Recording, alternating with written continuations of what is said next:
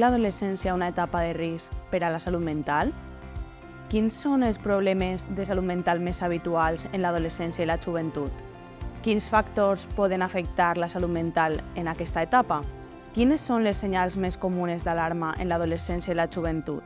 Amb quins recursos comptem? L'adolescència és una etapa plena d'oportunitats en la que es donen grans i complexos canvis físics, socials, cognitius, afectius o relacionals. És un període de vida amb sentit propi que resulta crucial per al desenvolupament futur. Els canvis que ocorren quasi de manera sobtada poden ocasionar, de vegades, dificultats personals si l'adolescent i el seu entorn no disposen de les fortaleses suficients per a gestionar-los. En aquest sentit, els recursos proporcionats per la societat, l'escola i la família en les etapes anteriors seran fonamentals per a guiar el desenvolupament òptim. Segons dades del 2022 de l'Organització Mundial de la Salut, una de cada 7 persones presentarà un problema de salut mental. És necessari atendre les dificultats que poden sorgir en aquesta etapa. Les més freqüents són les vinculades amb símptomes ansiosos, els depressius, els problemes comportamentals com el trastorn de dèficit d'atenció i hiperactivitat, l'estrès i la conducta alimentària. Aquestes dificultats poden relacionar-se amb una major probabilitat de patir discriminació, assetjament escolar, ciberassetjament, aïllament, problemes d'estigmatització que allunyen de la demanda d'ajuda, dificultats escolars, conductes de risc i afectació de la salut física. D'especial rellevància són l'anorèxia, que té associada una mortalitat major que qualsevol altra dificultat de salut mental, i els trastorns depressius relacionats directament amb la ideació i la conducta suïcida. El suïcidi és un problema de salut pública que, segons dades del 2023 de l'Institut Nacional d'Estadística, s'està veient incrementant de manera exponencial i que resulta la primera causa de mort no natural a Espanya en aquesta etapa. Quins són els factors que poden afectar la salut mental de les persones joves? Entre ells podem remarcar els condicionants socials, els esdeveniments vitals estressants, les dinàmiques familiars autoritaris o negligents, el pertànyer a una minoria especialment racial o el fet de ser part del col·lectiu LGTBIQ+, el patir problemes de salut física, l'embaràs no desitjat, l'exposició a la violència, la imposició de normes de gènere i el fet de ser una persona menor en situació de risc d'exclusió social. L'aparició de problemes de salut mental en l'etapa infantojuvenil s'associa de manera directa amb l'empitjorament en etapes posteriors, per la qual cosa la prevenció, la detecció i el tractament primerencs resulten crucials. Quines senyals d'alarma cal tindre en compte?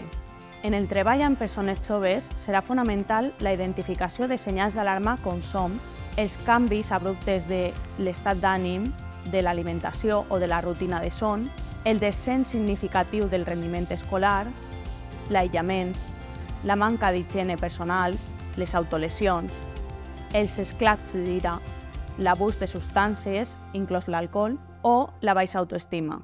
Aquestes senyals poden indicar la presència de problemes de salut mental, per la qual cosa la seva detecció i el contacte amb els professionals de referència, segons el context en el que ens situem, familiar, educatiu, sanitari, etc., poden previndre l'empitjorament d'aquestes dificultats i reduir els problemes associats. Aleshores, com podem acompanyar als adolescents i joves a desenvolupar una bona salut mental?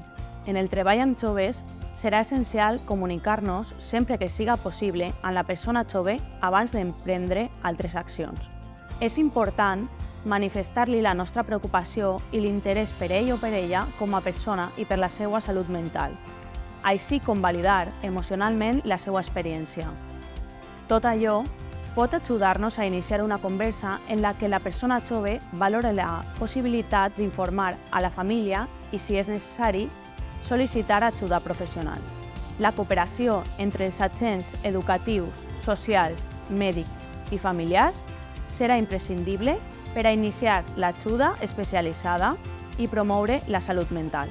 Per altra banda, els i les professionals que treballen amb joves poden dissenyar activitats transversals per a la promoció de la salut mental.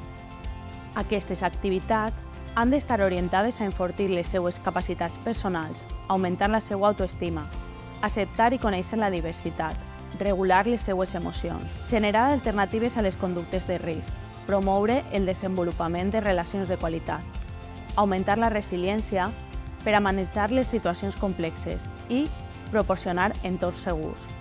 Quins recursos disposem per a promoure la salut mental? Com a exemple d'accions dirigides a l'augment de la salut mental, l'Organització Mundial de la Salut i UNICEF ha posat en marxa la iniciativa Ajudar als adolescents a prosperar. El projecte CICE, liderat per el Dr. Eduardo Fonseca Pedrero, posa èmfasi en un protocol unificat de tractament per als símptomes ansiosos i depressius en contextos educatius. Aquest projecte té l'objectiu d'augmentar l'ajust emocional, els processos d'aprenentatge i el rendiment acadèmic. Existeixen altres iniciatives basades en aplicacions mòbils i jocs que promouen la salut mental en aquest col·lectiu, que han resultat útils. Per exemple, el programa SuperSkills Online realitzat pel grup d'investigació Aitana. En conclusió, les persones que treballen amb joves poden ajudar a la prevenció de les dificultats personals en aquesta etapa, però també la seva detecció i derivació als recursos necessaris. Serà essencial la promoció dels factors protectors com són l'autoestima, la regulació emocional, la resiliència o la creació de vincles personals saludables. Per això, es ressalta que el benestar psicològic de les persones joves és responsabilitat de tots els agents educatius.